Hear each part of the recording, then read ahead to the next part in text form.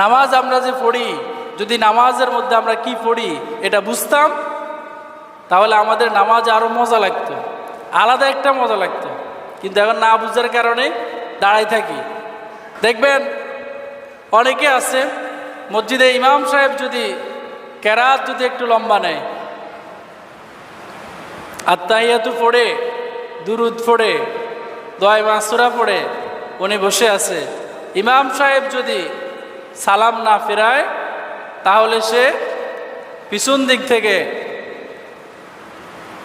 গলার মধ্যে খাকর দেয়, আছে না নাই?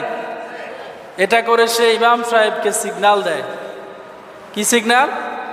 আমার আত্তাহিয়াতু শেষ, দুরূদ শরীফ শেষ, দোয়া মাসুরা শেষ, আপনি এখনো সালাম ফিরান না কেন? আছে না নাই?